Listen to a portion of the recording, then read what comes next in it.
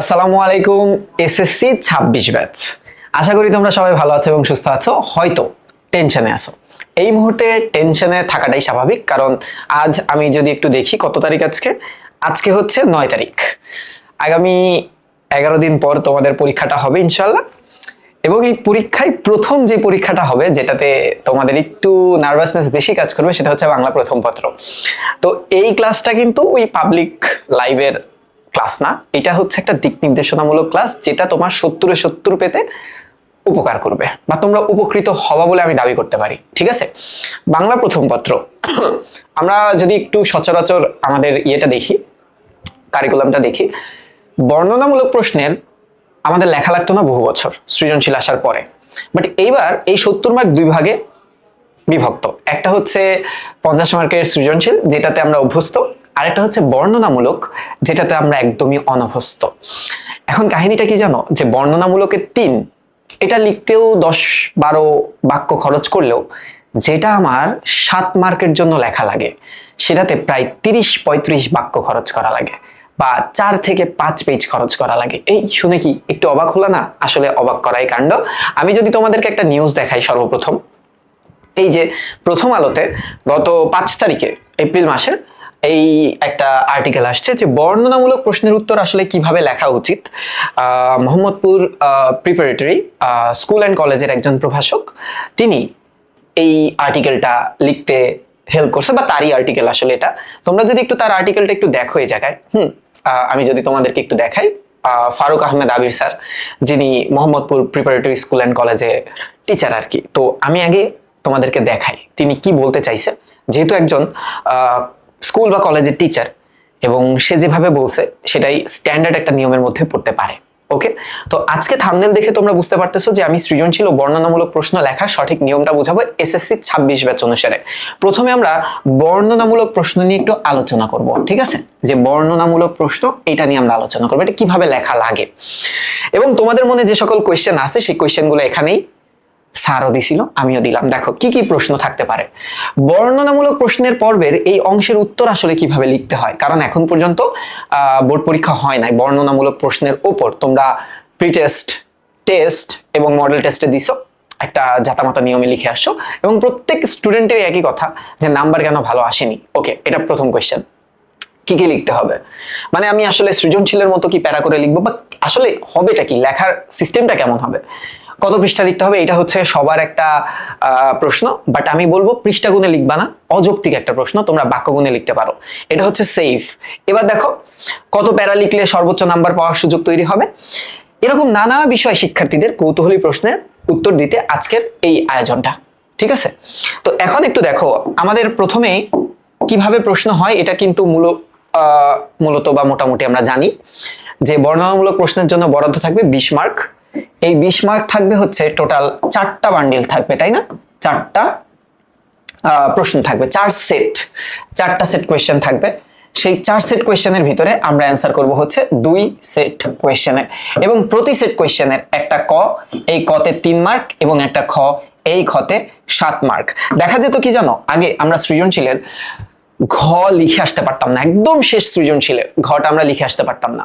But এইবার যদি তুমি একটা অংশ বাদ দাও, তাহলে 7 মার্ক তোমার নাই, একদম নগদের উপরে নাই। কি করব? তো এগুলো তো আমরা মোটামুটি জানি যে উপন্যাস অংশ ছাড়া বর্ণনামূলকের কিছু আসবে না। তারপর এটাও আমরা জানি যে বর্ণনামূলক প্রশ্ন থাকবে 4টা, 2টা উত্তর দিতে হবে। প্রতিটি প্রশ্নের ভিতরে 2টা অংশ থাকবে, একটা অংশ ক, একটা অংশ খ, এবং ক অংশের জন্য 3 নম্বর এবং খ অংশের জন্য 7 নম্বর, এটা আমরা জানি। এখন তোমাদের প্রশ্ন হচ্ছে, ভাই এবার আমাদেরকে বলেন এক্স্যাক্ট আমি কিভাবে এটা লিখবো। চলো লেখার সিস্টেমটা একটু দেখি। এই যে আমরা যদি কতে যাই, সবার আগে যে একটা ক পারফেক্টলি বর্ণনামূলকে কিভাবে লেখা উচিত, আমি তোমাদেরকে জাস্ট এই 5টা পয়েন্ট দিয়ে বুঝাবো। দেখো, ক প্রশ্নের উত্তর লেখার সময় অবশ্যই শিক্ষার্থীকে পূর্ণ নম্বর পাওয়ার জন্য টু দা পয়েন্টে লিখতে হবে। তার মানে এখানে সৃজনশীলের মতো মনের মাধুরী বা মাধুর্য মিশিয়ে লেখার আসলে আর কিছু নাই, একদম টু দা পয়েন্টে থাকবে। কারণ আমরা জানি সৃজনশীলে আমরা নিজেদের প্রয়োগ এবং উচ্চতর দক্ষতা প্রমাণ করতাম, বাট এখন কিন্তু আর প্রমাণ করার সুযোগটা নাই, এখন কাট টু কাট লিখতে হবে। যেমন একটা প্রশ্ন ছিল না, সফদরুল্লাহর মানসিক পরিবর্তন হবার কারণটা কি ছিল? একদম স্পেসিফিক একটা কোয়েশ্চেন, তার মানসিক পরিবর্তন হয়েছে কেন বলো? তার পরিবারের উপর যখন হানাদাররা খুব বাজে বাজে কাজ করলো তখন না। দেখো একটু দেখো কোয়েশ্চেন এটাই ধরো, হ্যাঁ, কোন প্রসঙ্গে উক্তিটি করা হয়েছে যে সফদরুল্লাহর মানসিক পরিবর্তন হয়েছে কেন, প্রসঙ্গটা কি ছিল, উক্তিটা কে করেছে, তার প্রসঙ্গ ব্যাখ্যা করতে হবে। এর জন্য নম্বর বরাদ্দ 2। তার মানে কাট টু কাট লিখলে তুমি 2 মার্ক শিওর পাচ্ছ। আগে আমরা যেটা দেখতাম না যে সৃজনশীলের খ লিখলে 1 মার্ক হলেও আমাদের ব্যাখ্যার জন্য পাওয়া যায়, এখন এই কাট টু কাট প্রশ্নের উত্তরের জন্য তুমি 2 পাবা। বাট 3-এ 3 অর্জন করতে হলে তোমার কি করতে হবে? দেখো ওরা বলছে এ ছাড়া শব্দ চয়ন, বাক্য গঠন, আনুষ্ঠানিক ভাষা ব্যবহারের জন্য 1, মানে অর্নামেন্টেশনের জন্য তুমি 1 নাম্বার পাচ্ছ। এখানে কিন্তু সৃজনশীলের মতো ওই মায়ের প্যাচটা নাই, তোমরা সরল বাক্যে লেখার চেষ্টা করবে। এটা আমার একটা উপদেশ তোমাদের জন্য যে বাক্যটাকে সরল রাখবা। সরল মানে কি জানো? এবং, অথবা, আর এইসব দিয়ে বাক্যটাকে বড় করার দরকার নাই, সিম্পল সেন্টেন্স লেখো, একটু সফিস্টিকেটেড বাংলা শব্দগুলা লেখো। হ্যাঁ, এবার কি বলতেছে দেখো, এক্ষেত্রে উত্তর 8 থেকে 10 বাক্যের মধ্যে হতে পারে, তা 1.5 থেকে 2 পেজের মতো যেতে পারে ক্ষেত্র বিশেষে।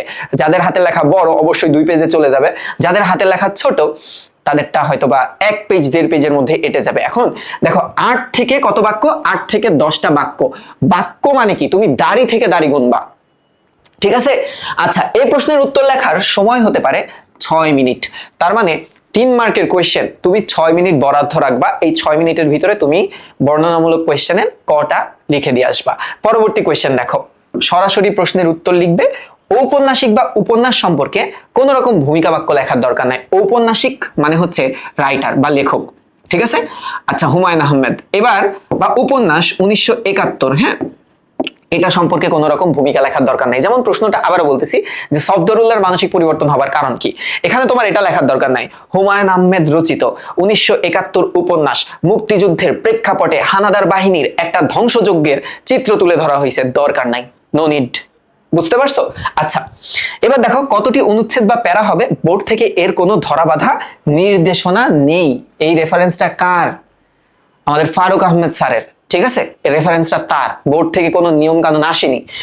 তবে তোমার ইচ্ছে মতো তুমি 2টি কিংবা 3টি প্যারায় উত্তর লিখতে পারো। এখন তুমি বলতে পারো ভাই আপনি বলেন কতটুকু হতে পারে। তুমি ম্যাক্সিমাম 3 প্যারা লিখবা, ম্যাক্স 3 প্যারা যদি 3 প্যারায় লিখতে চাও, বুঝা গেছে? যদি প্যারা করে লিখতে চাও ম্যাক্সিমাম, তুমি 2 বাক্য নিয়ে 1 প্যারা, 3 বাক্য নিয়ে আরেক প্যারা, তারপর আরেক প্যারা, আরেক প্যারা, এইভাবে করে জিনিসটা নষ্ট করার দরকার নেই। ম্যাক্সিমাম 8 থেকে 10টা বাক্য লিখতে তোমার যদি মনে হয় 3 প্যারা করবা অথবা 2 প্যারা করবা, তুমি করো, এই স্বাধীনতা তোমার কাছে আছে। তার মানে এখান থেকে আমরা যেটা বুঝলাম একদম কাট টু কাট আমাদের উত্তর হবে। বাট খতে কি হবে? খয়ের মার্ক কত? খয়ের মার্ক হচ্ছে 7। তাহলে তোমার মনে হতে পারে ভাই এইটার মার্ক যদি 3 হয়, আমি 10 বাক্য ব্যবহার করতেছি, তাহলে যেটার মার্ক 7 সেটার জন্য আমি ডাবল ইউজ করব, মানে 20 বাক্য। আচ্ছা, যেহেতু আরো 1 মার্ক বেশি, কারণ ডাবল করলে তো 6 হয়, আর 1 মার্ক বেশি, তাহলে আরো 2টা বাক্য, যান 22টা বাক্য লিখবো। স্যার কি এই কথাটা বলে? একটু দেখি। বর্ণনামূলক প্রশ্ন, এটা কেমন হতে পারে বর্ণনামূলক প্রশ্ন? ধরো নীলগঞ্জ গ্রাম, এটা পুরো বাংলাদেশেরই একটা চিত্র, ব্যাখ্যা করো। এটা খুব কমন একটা কোয়েশ্চেন না? হ্যাঁ। বা কৈবর্তপাড়া অগ্নিকাণ্ড, এটা পুরো বাংলাদেশেরই একটা চিত্র, এই প্রশ্নটা দিছে ধরো ঘতে, ব্যাখ্যাটা কেমন হবে? বানায় লিখবো? এবার কি বানায় লেখার স্বাধীনতাটা পূর্ণাঙ্গ রূপে আছে আমাদের কাছে? চলো দেখি স্যার কি বলছেন।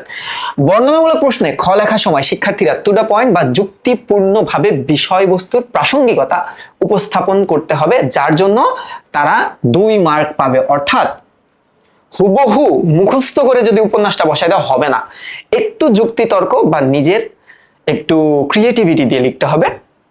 শব্দ চয়ন, বাক্য গঠন ও আনুষ্ঠানিক ভাষা ব্যবহারের জন্য তোমরা 2 মার্ক এক্সট্রা পাবা, মিলাই হলো কত? 4। এবার একটু দেখো, বাক্য গঠন ও জ্যোতি চিহ্নের ব্যবহারের জন্য যত্নবান হতে হবে, এর জন্য আরো 2 হলো কত? 6। শুদ্ধ বানানের জন্য আরো 1 হলো কত? 7। তার মানে এই 7 মার্ক ভাগ করা হয়েছে কিভাবে দেখছো? এই 7 মার্কের ভিতরে 2 মার্ক পাচ্ছ হচ্ছে জাস্ট রেলিভেন্ট থাকার জন্য বা প্রাসঙ্গিক থাকার জন্য, রেলিভেন্ট, বুঝা গেল? আর 2 মার্ক পাচ্ছ কিসের জন্য বলো তো?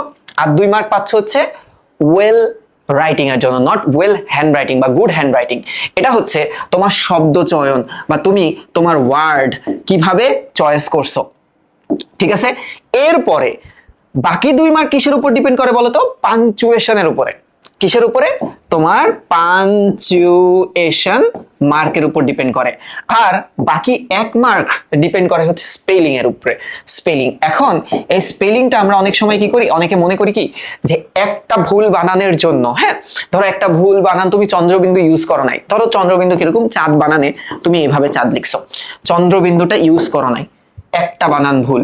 চিন্তা করো আরেকটা বানানের ক্ষেত্রে যদি আমরা চিন্তা করি, ধরো এখানে আছে শারীরিক নির্যাতনকে আমি এইভাবে লিখে ফেলছি শারীরিক, হ্যাঁ এই বানানটা তো ভুল, এটার জন্য কি আরো 1 মার্ক কাটবে? আসলে টিচাররা এত নির্দয় হয় না, তারা খুব কম মার্কই কাটে বানানের জন্য, কিন্তু বানান ভুল করা কিন্তু একটা অপরাধ বাংলায়। তো সেক্ষেত্রে তোমরা একটু সিনসিয়ার থাকবা, কারণ 1 মার্ক অনেক, এসএসসি পরীক্ষার জন্য 1 মার্ক অনেক, গ্রেস মার্ক তো দেয় না।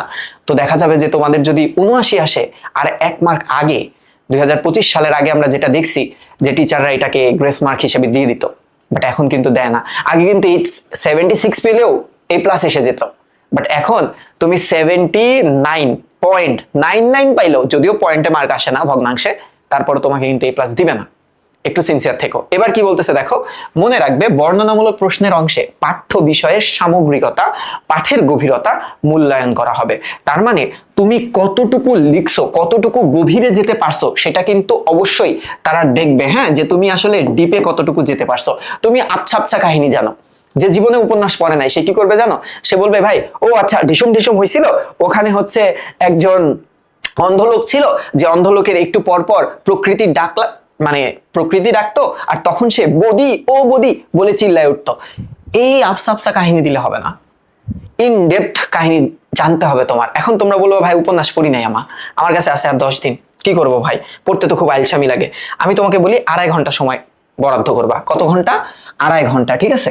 2.5 ঘন্টার সময় বরাদ্দ করে তুমি আমার একটা ক্লাস দেখবা, তুমি আমার একটা ক্লাস দেখবা। ধরো এসএসসি চ্যানেলে কি ওটা আপলোড দেওয়া ছিল? আমি একটু দেখি, দাঁড়াও, ওয়েট 1 মিনিট। কি জানি, উপন্যাস, তাই না? উপন্যাস 1971 সাকিব স্যার। ওকে, দেখি আসে কিনা সাকিব স্যার। এই ক্লাসটা তোমরা একটু দয়া করে দেখবা। এই যে এই যে এই যে এই যে, হ্যাঁ এই যে লাস্ট মেবি 5-7 দিনে 30,000 ভিউ আসছে। এখানে লাইন বাই লাইন পড়ানো হয়েছে, লাইন বাই লাইন। আমার মনে হয় অনলাইনে লাইন বাই লাইন এটা কেউ পড়ায় নাই, আমি পুরাটা লাইন বাই লাইন পড়াইছি। বাট লাইন বাই লাইন পড়তে হবে তোমার, তুমি দয়া করে এটা লাইন বাই লাইন একটু পড়ো, ঠিক আছে? এসএসসি আর মাত্র 10 দিন পর। তো এখন যদি তুমি এটাকে আবছা আবছা করে পড়ো, বা জাস্ট পাঠের ভূমিকা অংশটুকু পড়ো, বা পাঠ পরিচিতিটা পড়ো, তাহলে কিন্তু হবে না।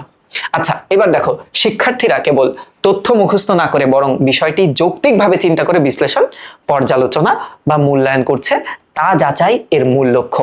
উত্তরটি 30 থেকে 32 বাক্যের মধ্যে লিখতে পারো, যেটা লিখতে 4 থেকে 5 পৃষ্ঠা লেগে যেতে পারে। এইবার তোমরা প্যারা খেয়ে যাবা। তাহলে এবার বলো, আমি যদি এটাকে স্ট্যান্ডার্ড ধরি 4 পাতা, এবং তোমার হাতের লেখা অনুসারে তুমি 1 পেজে 12টা বাক্য লিখতে পারো, ঠিক আছে? তার মানে তোমার 3.5 থেকে 4 পাতা খরচ হয়ে যাচ্ছে। কিভাবে এতগুলা বাক্য তুমি চয়ন করবা, কিভাবে লিখবা? আবছা আবছা ইনফরমেশন জানলে কি হবে? হবে না। আমরা সবসময় নিজের ব্যর্থতাকে স্বীকার করে আমরা বলি টিচার হয়তো বা তার ওয়াইফের সাথে ঝগড়া করে খাতাটা দেখছে। তো একটু খেয়াল রাখো, এই উপন্যাসটা খুব সুন্দর মতো, এই উপন্যাসটা, এই বেটা দাঁড়া, তুই কথা কম বল, আমি বলতেছি না। এবার দেখো, এই উপন্যাসটা লাইন বাই লাইন একটু দয়া করে পড়ো। এটা আমার রিকোয়েস্ট তোমাদের কাছে, যদি মার্ক ভালো আনতে চাও। 3 ঘন্টা 47 মিনিটের একটা ক্লাস। এই ক্লাসটা যদি তুমি টুয়াইজেক্সে দেখো, প্রায় 1.5 ঘন্টা বা 1 ঘন্টা 40 মিনিট মতো সময় খরচ হবে। তো জীবনে 1 ঘন্টা 40 মিনিট সময়টার যে দাম বা ভ্যালু, এটা হয়তোবা তোমরা পরীক্ষার হলে গিয়ে টের পাবা, ঠিক আছে? আচ্ছা, তোমাদের জন্য দোয়া ভালোবাসা থাকবে, তোমরা না দেখলেও ম্যানেজ করে নিও, এটাই বলবো। আসলে জোর করে তো আর পড়ানো যায় না। বাস, ডান। এইবার আসো, সৃজনশীল লেখার অ্যাকচুয়াল নিয়মটা কেমন হওয়া উচিত, এবং এই বছর কি খাতা খুব কঠিন ভাবে দেখতে পারে, এই বছর খাতা কঠিন ভাবে দেখতে পারে বলতে আমি যেটা বলতেছি যে গ্রেস মার্ক যদি না দেয় তখন, মানে টিচাররা যদি একটু দয়া মায়া না করে প্র্যাকটিক্যালি খাতাটা দেখে, এবং প্র্যাকটিক্যালি খাতা দেখা মানে তোমার মেধার মূল্যায়নটা হওয়া।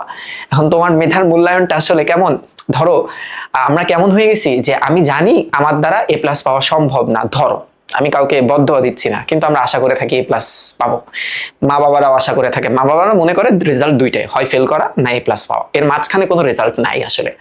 কিন্তু ব্যাপারটা এরকম না, যদি আসলে মেধার মূল্যায়ন করেই খাতা দেখা শুরু করে, দেখবো আমরা অনেকেই পারতেছি না, স্টিল সুযোগ আছে। আমি বলবো কি, অনেক ইংলিশ ভার্সনের স্টুডেন্ট যাদেরকে আমার পড়ানোর সৌভাগ্য হয়েছে, তারা বানান পর্যন্ত লিখতে পারে না, স্টিল ক্লাস 10-এ পড়ে, পরীক্ষা দিবে আর কয়দিন পরে, 10 দিন পরে। তো এটা আসলে টিচারের ব্যর্থতা না, টিচাররা ট্রাই করছে, ব্যর্থতা আসলে আমাদের শিক্ষার্থীদের, যে তারা এত পরিমাণ অবহেলা করছে বাংলাটাকে, শুধু ইংলিশ ভার্সন না, আমরা ফিজিক্স কেমিস্ট্রি ম্যাথ বায়োলজি পড়তে যতটা স্বাচ্ছন্দ্য বোধ করি, বাংলা পড়তে ততটা স্বাচ্ছন্দ্য বোধ করি না। কিন্তু বাংলাতে তো 200 মার্ক, ফিজিক্স 100 মার্ক, তো এই 200 মার্ক তোমরা কিভাবে আশা করো যে হালকা পড়ে চলে আসবে? আমি দেখছি অনেকে যখন বাংলা পড়ে, ব্যাচ করে, অনেকে আমরা কটাক্ষ করি, বাংলা পড়া লাগে, তো বাংলা পড়া লাগে, তুই বাংলায় কত পাইছিলি একটু বল, তাহলে তুই একটু শেয়ার করতো ছোট ভাইটারে যে বাংলা কিভাবে পড়লে ভালো মার্ক পাওয়া যায়, হুদায় খোঁচা না দিয়া, তা তো করবি না, বুঝতে পারছো তো? তো একটু সিরিয়াস হও, আর কয়টা দিন। অনেকে বলবে জিপিএ 5 পেয়ে আসলে কোনো লাভ হয় না, এটা কেউ জিজ্ঞেস করে না, এটা সত্য কথা, আমিও জিপিএ 5 পাই, কেউ জিজ্ঞেস করে না, আমার রেজাল্ট সম্পর্কে কেউ জানতেই চায় না, আমি পাস করছি না ফেল করছি কেউ জীবনে জানতে চায় না এখন আর, ঠিক আছে? একটা সময় চায়, ওই স্টেজে চায়, কিন্তু এটা লাভটা কি তাহলে? লাভটা হচ্ছে পরবর্তী ধাপ অতিক্রম করতে না এই রেজাল্টটা ভ্যালু ক্রিয়েট করে। তুমি যদি এখন ভালো রেজাল্ট না করো, এটা ভালো কলেজ হবে না, ভালো কলেজ না হলে এনভায়রনমেন্টটা বুঝতে পারবা না। যেমন আমি আদমজি ক্যান্টনমেন্ট কলেজে পড়ছিলাম, অনেক নাম করা কলেজ, অনেক হচ্ছে সামরিক সদস্যদেরকে দেখছি, তাদের সন্তানেরা আমাদের কলেজে পড়তো, তাদের লাইফস্টাইল দেখছি, কিভাবে চালচলন, কিভাবে কথাবার্তা, স্মার্টনেস, সবকিছু কিন্তু দেখছি। তো তখন কি হয়েছে জানো, একটা বড় লেভেলের স্বপ্ন দেখা শুরু হয়েছিল যে না, এদের সাথে যেহেতু মিশি, এদের লাইফস্টাইলটা যেহেতু দেখলাম, আরো ভালো কিছু আমার দ্বারা করা সম্ভব হয়তো বা, কারণ আমি একটা ভালো জায়গায় পড়তেছি। আর কোনো জায়গায় হয়তো আমি এইভাবে কটাক্ষ করে বলতেছি না যে কোনো জায়গায় খারাপ, বাট একটা লেভেল তো আছে, এই কারণেই তো আমরা বলি এটা ভালো কলেজ, এটা খারাপ কলেজ। তো এই ভালো রেজাল্টটা একটা ভালো জায়গাতে যাবার তোমার কি বলে এটাকে, এন্ট্রি পাস। ওকে, এবার দেখো একটা সৃজনশীল আসলে কিভাবে লেখা উচিত, বা এতগুলো বছর আমরা সৃজনশীল, এটা তো নতুন জিনিস না, কিভাবে আমরা লিখে আসছি এটা নিয়ে আগে সার্বিক একটা আলোচনা করে দেই। দেখো আমি আগে সময় নিয়ে আলোচনা করি, একটা সৃজনশীল লিখতে কত মিনিট খরচ হয় মিনিমাম থেকে ম্যাক্সিমাম?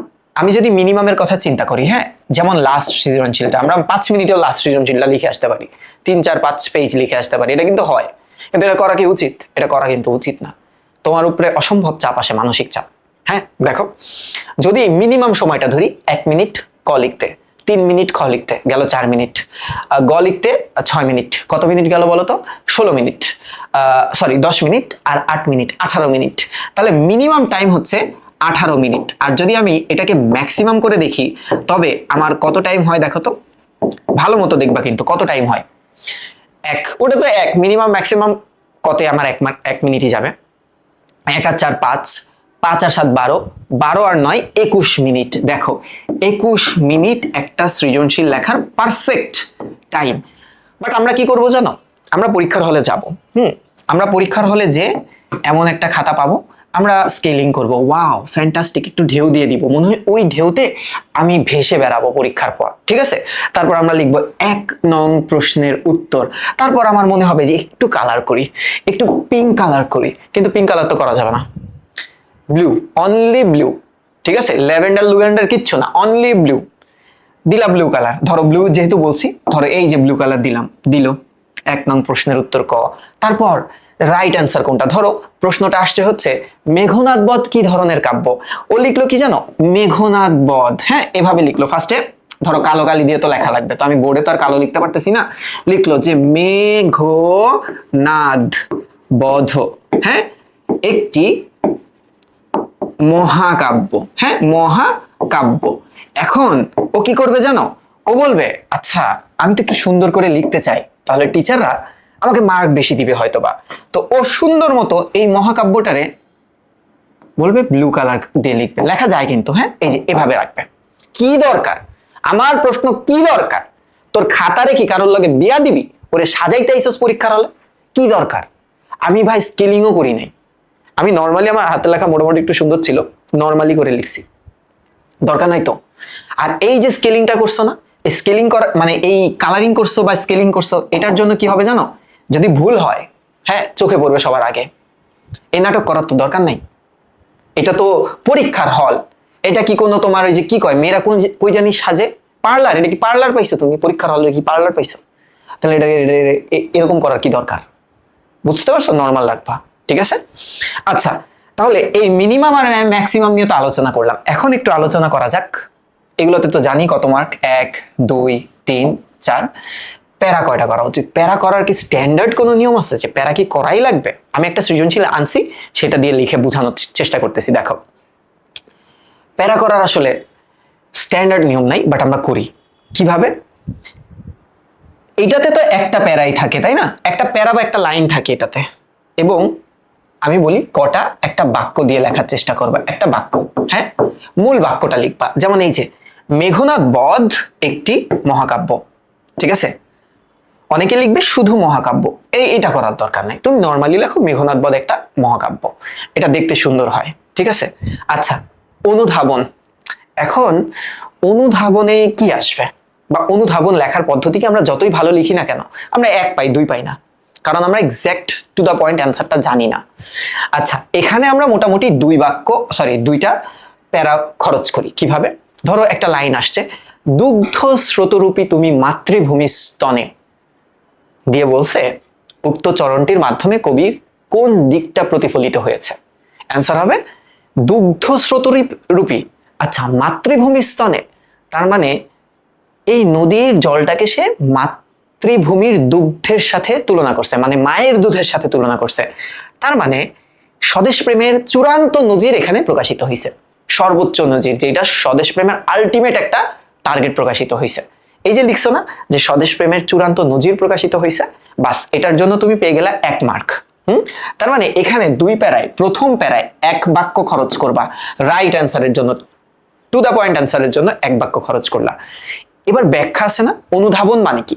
তুমি যা বুঝছো তা তুমি বুঝাবা, উক্ত লাইনটা দ্বারা তুমি যা বুঝছো তা তুমি বুঝাবা। এখানে তুমি সর্বোচ্চ 3 থেকে 4টা বাক্য ব্যবহার করো, সর্বোচ্চ 3 থেকে 4 বাক্য। তার মানে এই 2 মার্কের কোয়েশ্চেন লিখতে যে আমার 3 থেকে 4 মিনিট খরচ হচ্ছে, এটা কিসের উপরে আমি ব্যয় করতেছি, ইনভেস্ট করতেছি? এটা হচ্ছে রাইট অ্যান্সারের জন্য 1 লাইন এবং ব্যাখ্যার জন্য 4 লাইন, সর্বোচ্চ 5 বাক্যের মধ্যে লিখে শেষ করে আসো। দ্যাট মিনস তোমার খাতার 1-এর জন্য অর্ধেকটা পেজ আর 2-এর জন্য অর্ধেকটা পেজ বরাদ্দ রাখতে পারো। বুঝতে পারছো? এটা বিজিএসও করতে পারো, ইসলামেও করতে পারো। এইবার আসো, প্রয়োগমূলক প্রশ্নটা আমাদের ধরতে খুবই প্যারা লাগে, খুবই মানে খুবই প্যারা লাগে। এবং এখানে 3টা বাক্য, আমরা 3টা প্যারা থাকে, 3টা অংশ থাকে। এখানেও একটা রাইট আনসার থাকে, এবং সেটা আমরা উদ্দীপকের সাথে একবার মিলাই, একবার বইয়ের সাথে মিলাই। বাট এখানে কিন্তু অনুসিদ্ধান্ত দেওয়া যায় না, অর্থাৎ তোমার মতামত দেওয়া যায় না। এই ব্যাপারে তোমার সিরিয়াস হতে হবে। কিভাবে? এখানে একটা সৃজনশীল আমি নিয়ে রাখছি, দেখো সৃজনশীলটা কি দেখা যায়? হ্যাঁ, একটু বড় করি, তাই না? দেখো তো, এখানে একটা সৃজনশীল আমি রাখছি তোমাদের জন্য বোঝানোর জন্য। ধরো, শিক্ষা ও মনুষ্যত্ব নিয়ে আসছে, এটা আমাদের সাজেশন বইয়ের, এবং এটার মূল ভাবটা উপরে লেখাই আছে আর কি। দেখো, সুমন এবং রাজন উচ্চ শিক্ষা শেষ করে অনলাইনে বিভিন্ন খাদ্যপণ্যের ব্যবসা শুরু করেছে। পণ্যের ব্যাপক চাহিদা বৃদ্ধি পেলে সুমন বলে, ব্যবসা তো দাঁড়াই গেছে, চলো আমরা কিছু ভেজাল পণ্য ক্রেতাদের সরবরাহ করি, এতে আমাদের আরো বেশি লাভ হবে। রাজন সুমনের প্রস্তাবে রাজি না হয়ে বলে, বেশি লাভের আশা নয়, পণ্যের গুণগত মান ও ক্রেতা সন্তুষ্টি আমার মূল লক্ষ্য। মানে খুবই ভালো একটা, মানে নোবেল একটা দিক প্রকাশিত হয়েছে এই জায়গায় এক বন্ধুর, আর আরেক বন্ধুর বাটপাড়ির দিকটা প্রকাশিত হচ্ছে, ভালো কথা। এখন বলছে, দেখো, উদ্দীপকের সুমনের মাঝে শিক্ষা ও মনুষ্যত্ব প্রবন্ধের শিক্ষার যেই দিকটা অনুপস্থিত, এখানে বলছে শিক্ষা, এই বলে দিছে, স্পষ্টভাবে বলে দিছে। এই শিক্ষা ও মনুষ্যত্বে তুমি বলবে এই পুরা রচনায় জীবনটাকে 2 ভাগে তুলনা করা হয়েছে, একটা জীবসত্তা, একটা মানব সত্তা, তাই না, বা মনুষ্যত্ব। কিন্তু শিক্ষারও 2টা দিক ছিল, একটা শিক্ষার প্রয়োজনীয় দিক, একটা অপ্রয়োজনীয় দিক। তুমি যদি এখানে মানুষের জীবনের 2টা দিক দিয়ে একটা দিক তার সাথে লিঙ্ক করে দেওয়া হবে না, কিন্তু স্পষ্টভাবে এখানে বলে দেওয়া যে আমি চাইছি শিক্ষার কোন দিকটা প্রকাশিত হয়েছে। তাইলে শিক্ষার অপ্রয়োজনীয় দিকটা প্রকাশিত হয়েছে। চলো এটার উত্তরটা আসলে কিভাবে লেখা উচিত, এই উত্তরটা আমি যদি তোমাদেরকে একটু দেখাই। এই বেটা তুই থামিস না কেন? দেখো দেখো, হ্যাঁ ভালো মতো একটু খেয়াল করবা। বলছে কি দেখো, বলছে যে উদ্দীপকের সুমন চরিত্রে শিক্ষা ও মনুষ্যত্ব প্রবন্ধের সেই মহৎ দিক, মানে যে বন্ধু বাটপারি করে আর কি, তার ভিতরে কোন দিকটা অনুপস্থিত আছে? শিক্ষা ও মনুষ্যত্ব প্রবন্ধের যে মহৎ দিকটা আছে সেই মহৎ দিকটা কি অনুপস্থিত। হ্যাঁ, মহৎ দিক, যেটাকে আমরা কি বলতেছিলাম, শিক্ষার অপ্রয়োজনীয় দিক বা মনুষ্যত্ব বোধের দিক, যেটা মানুষকে মানবিক করে তোলে। শিক্ষার প্রয়োজনীয় দিকটা আমাদের খুদ পিপাসাটাকে দূর করে, বাট অপ্রয়োজনীয় দিকটা আমাদের মনুষ্যত্ব বোধকে জাগ্রত করে, এটা অ্যাবসেন্ট। এই যে দেখো, আমরা এক বাক্য লিখলাম, ওকে, এক বাক্য, যে বাক্যে একদম টু দা পয়েন্ট অ্যান্সার, এটা কি একদম টু দা পয়েন্ট, এটার answer, okay, talk to the point বলে না, এই যে টু দা পয়েন্ট অ্যান্সার লিখে ফেললাম, এটাকে আমরা বলতেছি প্রথম প্যারা, যেই প্যারার উপরে তোমার সামগ্রিক মার্ক নির্ধারণ করে। কারণ তুমি যদি এটা না লিখতা, তুমি এখন ব্যাখ্যাটা দিবা কিসের? তুমি তো অবশ্যই ব্যাখ্যাটা দিবা এই অপ্রয়োজনীয় এবং মনুষ্যত্ববোধের দিক, তুমি তো পুরা রচনার ব্যাখ্যা দিবা না। এই ভুলটা আমরা করি, পুরা রচনার ব্যাখ্যা দিলে তো তোমার নাম্বার কেটে দিবে, স্বাভাবিক, তুমি ইররিলেভেন্ট কথাবার্তা লিখছো। তাহলে অ্যান্সারটা এর পরে কি হওয়া উচিত? কারণ আমাদের লিখতে হবে তো কত প্যারা, আমাদের লিখতে হবে 3 প্যারা। তো সেকেন্ড প্যারাটাতে আমি কোন ইনফরমেশনটা রাখবো? দেখো, প্রাবন্ধিকের সুচিন্ত অভিমত অনুযায়ী শিক্ষা হলো, যেহেতু শিক্ষার অপ্রয়োজনীয় দিক না, তা আমি শুধু শিক্ষা নিয়ে কথা বলবো। শিক্ষা হলো জীবসত্তার নিচতলা থেকে মানব সত্তার উপরতলার ওঠার বই। শিক্ষার যে দিকটি কেবল অন্ন বস্ত্রের সংস্থান বা ক্ষুদ পিপাসায় নিবৃত্তি করে, তাকে তিনি প্রয়োজনীয় বা তুচ্ছ দিক বলেছেন। আর যা মানুষকে মনুষ্যত্বের সন্ধান দেয়, তাই হলো শিক্ষার অপ্রয়োজনীয় দিক বা শ্রেষ্ঠ দিক।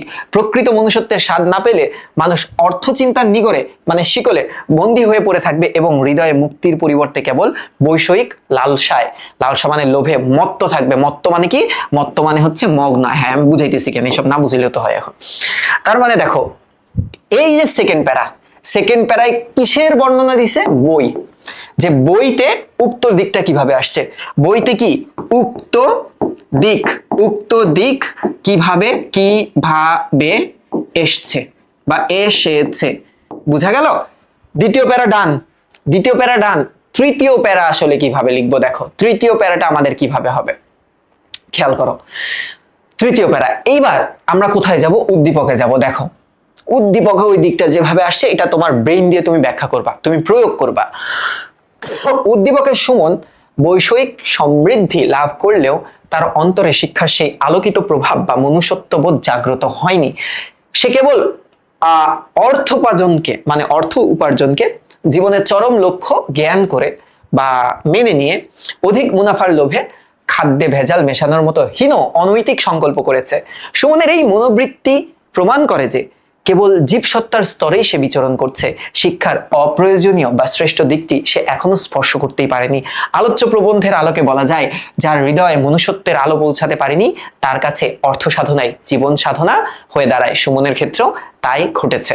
তার মানে বুঝতে পারছো, এই জায়গায় জাস্ট উদ্দীপক। এখন আমরা যদি এটা সামারিটা টানি যে অ্যাকচুয়ালি কত পেজ হবে, কত বড় হবে, চলো আমি তোমাদেরকে বলে দিচ্ছি। তুমি এটাকে 3 প্যারা লিখবা। হ্যাঁ, প্রথম প্যারায় কাট টু কাট অ্যান্সার, অর্থাৎ এক বাক্য।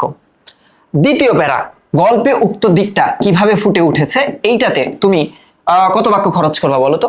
হ্যাঁ, তুমি 5 বাক্য খরচ করো, 5 অথবা 6। এবং উদ্দীপকে উক্ত দিকটা যেভাবে প্রতিফলিত হয়, তুমি এখানেও 5 কিংবা 6 বাক্য ব্যবহার করো। তাহলে আলটিমেটলি তোমার কত বাক্য লেখা লাগতেছে এটাতে লিখতে বলো তো? 12 থেকে 15টা বাক্য তুমি খরচ করতেছো 3-এর অ্যান্সার দিতে। এটা লিখতে কত পেজ খরচ হতে পারে তোমার? 6 থেকে 7 মিনিটে 1.5 পেজ বা 2 পেজ। ওকে, এবার আসো যেটাকে আমরা বলি উচ্চতর দক্ষতা, এবং এখানে 4 মার্ক থাকে, এবং 4 মার্কে এটা কিন্তু একটু বড় করে লিখতে হবে। 4টা প্যারা হবে। কয়টা প্যারা হবে? 4টা প্যারা হবে। লিখবো কিভাবে? চলো আমরা যদি একটু দেখি, এই 4 মার্কের প্রশ্নের যে জিনিসটা থাকে, যে উক্ত দিকটাই গল্পে আংশিকভাবে প্রতিফলিত হয়েছে, উক্ত দিকটাই লেখকের মর্মকথা, এটার সাথে তুমি সাদৃশ্য পোষণ করো নাকি বৈসাদৃশ্য পোষণ করো, বা তুমি কি একমত উক্তিটি যথার্থ, এই টাইপ কোয়েশ্চেন আসে। তো আমি যদি তোমাদেরকে একটু সহজ ভাষায় এই সৃজনশীলটা বুঝাই দেই, একটু দেখো। রাজনের জীবনে শিক্ষা, সোনা ফলাতে পেরেছে কি পারেনি? হ্যাঁ পারছে, কারণ সে বলছে যে আমি গুণগত মান নিশ্চিত করব, মানুষকে ঠকাবো না। প্রবন্ধের আলোকে এই যৌক্তিক মতামত দাও। তখন আমি কিভাবে মতামতটা দিব দেখো। ভালো মতো একটু খেয়াল করো ওরা কিভাবে লিখছে। এটাও অনেকটা 3 প্যারা নিয়ে লেখা যায়, কেউ চাইলে একটা প্যারা বাড়াতে পারে। দেখো আমি তোমাদেরকে বলি, উদ্দীপকে রাজনের আদর্শিক চিন্তায় শিক্ষা ও মনুষ্যত্ব প্রবন্ধের সেই বাঞ্ছিত মনুষ্যত্ববোধেরই বহিঃপ্রকাশ ঘটেছে। এই মনুষ্যত্ববোধ আসলে কি? মনুষ্যত্ববোধ হচ্ছে মানুষকে এটা নির্ণয় করতে শিক্ষা দেয় যে ভালো কোনটা এবং খারাপ কোনটা। এই ভালো খারাপের ভেদাভেদ যে করতে পারে তার ভিতরে সেই মনুষ্যত্বের আলোটা আছে, যা তার অর্জিত শিক্ষাকে সার্থক এবং ফলপ্রসূ করেছে। তার মানে তুমি এটার সাথে একমত পোষণ করলা। একমত, এটাই হচ্ছে তোমার প্রথম প্যারা। ওকে, এইবার দেখো আমরা চলে যাব গল্পে। এই দেখো, প্রাবন্ধিক মানব জীবনকে একটি দোতলা ঘরের সাথে তুলনা করেছেন, যেখানে জীবসত্তা হচ্ছে নিচতলা এবং মানব সত্তা বা মনুষ্যত্ব হচ্ছে ওপরতলা। আর ওই ওপর তলায় পৌঁছানোর একমাত্র মই হচ্ছে শিক্ষা। প্রকৃত শিক্ষা কেবল জীবিকা অর্জনের কৌশল নয়, বরং মানুষকে অর্থচিন্তার নিগড় থেকে মুক্তি দিয়ে আত্মিক মানে আত্মার স্বাধীনতার আচ্ছাদ দেয়। আচ্ছাদ মানে টেস্ট। যখন কোনো ব্যক্তি জৈবিক চাহিদাকে ছাপিয়ে মানবিক মূল্যবোধকে ঊর্ধ্বে তুলে ধরেন, তখন তার শিক্ষা জীবনে প্রকৃত অর্থে সোনা ফলাতে পারে। দ্যাট মিনস আমরা এখানে পুরা রচনার একটা সামারি দেখলাম। পুরা রচনার প্রবন্ধের একটা সামারি দেখলাম, যেটা বই, উদ্দীপক কিন্তু ধরা হয়নি এই জায়গায়। এবার দেখো উদ্দীপকটা কি। উদ্দীপকটা কি? উদ্দীপকের রাজন উচ্চশিক্ষায় দীক্ষিত হয়ে কেবল বৃত্তের পেছনে না ছুটে সততা ও নৈতিকতাকে জীবনের ধ্রুবতারা হিসেবে গ্রহণ করছে। বন্ধুর কুপরামর্শ বা অধিক মুনাফার হাতছানি তাকে খাদ্যে ভেজালের মতো হীন অপরাধে প্রলুব্ধ করেছে। আমরা বলছিলাম না যে শব্দ চয়ন, হ্যাঁ দেখছো শব্দ চয়নগুলো আসলে কেমন হতে হবে, যে শব্দগুলা খুব একটা অপ্রচলিত না আবার খুব প্রচলিত না, এমন কোন শব্দ দিও না যার কারণে দুর্বোধ্যতার সৃষ্টি হয়, যে লেখক বুঝতেছেই না এটার মানে কি। হ্যাঁ, যেমন একটা বাক্য যদি দিয়ে বলি, তুমি আমার সাথে প্রপঞ্চ করেছো, তা আগামাথা কিছুই বুঝলাম না, প্রপঞ্চ মানে কি? তার মানে তা বক্তার মনের ভাবই প্রকাশ হবে না যদি তার শ্রোতা কথা না বুঝতে পারে। প্রপঞ্চ মানে ছলনা, তুমি আমার সাথে ছলনা করেছো, ঠকবাজি করেছো, ধোকাবাজি করেছো, তাহলে কিন্তু বোঝা যায়। ঠিক আছে, এবার একটু দেখো। তার মানে আমি যেটা বলতে চাইতেছি যে ছলনা এটা বেশি ক্যাজুয়াল হয়ে যায়, আবার প্রপঞ্চ জিনিসটা আবার বেশি সফিস্টিকেটেড হয়ে যায়। তুমি প্রতারণা কথাটা লিখতে পারো। এবার কি বলতেছে, যা তার ভেতরের জাগ্রত মনুষ্যত্বেরই পরিচয় দেয়। রাজনের এই নির্লোভ মানসিকতা এবং ক্রেতার সন্তুষ্টিকে মুনাফার চেয়ে গুরুত্ব প্রদান করার বিষয়টা প্রবন্ধের মূল সুরকে প্রতিধ্বনিত করে। যেখানে বলা হয়েছে অর্থ সাধনাই জীবন সাধনা নয়, পরিশেষে বলা যায় শিক্ষার অপ্রয়োজনীয় দিকটাই শ্রেয় দিক, যা মানুষকে মনুষ্যত্বের সন্ধান দিয়ে হিতাহিত জ্ঞান দান করে। রাজন অর্থচিন্তার শৃঙ্খলে বন্দী না হয়ে নৈতিকতার পথে অবিচল থেকে প্রমাণ করেছে যে সে কেবল জীবসত্তার স্তরেই আটকে নেই, বরং মানব সত্তার আলোকোজ্জ্বল ঘরে প্রবেশ করেছে। তাই এই চারিত্রিক দৃঢ়তা ও মনুষ্যত্বের বিকাশ প্রাবন্ধিকের প্রত্যাশিত আদর্শের প্রতিফলন। এইবার দেখো, এইটা হচ্ছে অনুসিদ্ধান্ত। কেউ যদি চায় এটাকে আলাদা প্যারায় লিখতে পারে। হ্যাঁ দেখো কি বলছে, এইটা তোমার একটা মতামত। তাই নিঃসন্দেহে বলা যায় শিক্ষা রাজনের জীবনে মনুষ্যত্বের মহিমা ছড়িয়ে প্রকৃত অর্থেই সোনা ফলাতে সক্ষম হয়েছে। তাহলে বোঝা গেল জিনিসটা। হ্যাঁ, কিভাবে লিখবো? আচ্ছা, কয়টা বাক্য খরচ করব? 15 থেকে 18টা বাক্য খরচ করো। 15 থেকে 18 বাক্য, দাড়ি থেকে দাড়ি গণ। বুঝতে পারছো? তাহলে এই হচ্ছে তোমাদের আজকের মূল আলোচনা, এবং এভাবে বাংলা দ্বিতীয় পত্র কিভাবে সর্বোচ্চ মার্ক আনতে পারবা সেটা নিয়েও কিন্তু আমি একটা ভিডিও অলরেডি রেকর্ড করে ফেলছি, খালি আপলোড দেওয়া বাকি আছে। এই 10 দিন আমি তোমাদের টুকটাক খুঁটিনাটি ভিডিওগুলো দিয়ে সাহায্য সহযোগিতা করার চেষ্টা করব, যাতে খুঁটিনাটি বিষয়গুলা আমরা না এড়ায় যাই। ওকে, ভালো থাকো, সুস্থ থাকো, এবং আগামী ভিডিওর জন্য ওয়েট করো। আগামী ভিডিওতে আমরা বাংলা রিটেন পার্ট, যেখানে রচনায় কয়টা পয়েন্ট হতে হয়, যেখানে প্রতিবেদন কিভাবে লিখতে হয়, এগুলো নিয়ে আলোচনা করবো ইনশাআল্লাহ। ঠিক আছে, এর পরবর্তীতে তো পরীক্ষার আগে এমসিকিউ, সিকিউ এবং বাংলা সেকেন্ড পেপার এমসিকিউ, যেটা আমরা হ্যাকিং ক্লাস বলি, সেগুলো তো অবশ্যই আপলোড দিব। তো ভালো থাকো, সুস্থ থাকো, দেখা হবে আগামী ক্লাসে ইনশাআল্লাহ। আসসালামু আলাইকুম।